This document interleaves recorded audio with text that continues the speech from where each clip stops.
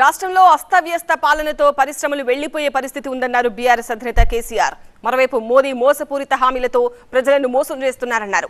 BRS MP అభ్యర్థి కొప్పుల ఈశ్వర్ అలాగే మరో అభ్యర్థి బాజిరెడ్డి గోవర్ధన్ రెడ్డికి మద్దతుగా చేసిన ప్రచారంలో ఈ వ్యాఖ్యలు చేశారు. అడుక్కోవడానికి పోతే ఉన్న గోచి కూడా గుంజుకున్నట్టున్నది. కొత్త స్కీములు గంగల కలిసినాయి, ఒక్కటి అమలు కాలేదు. పాత స్కీములు కూడా మొత్తం బంద్ పెట్టేటువంటి ఒక దుర్మార్గం జరుగుతూ ఉంది.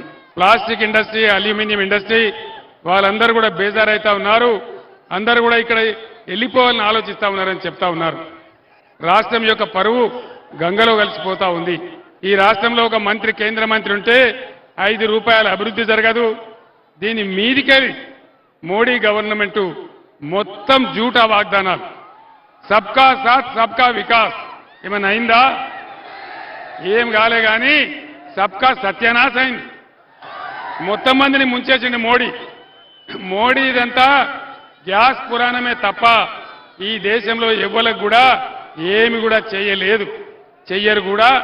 అందుకే మీకు మనవి చేస్తా ఉన్నా, దయచేసి మీరందరూ కూడా బ్రహ్మాండంగా ఆలోచన చేయాలి.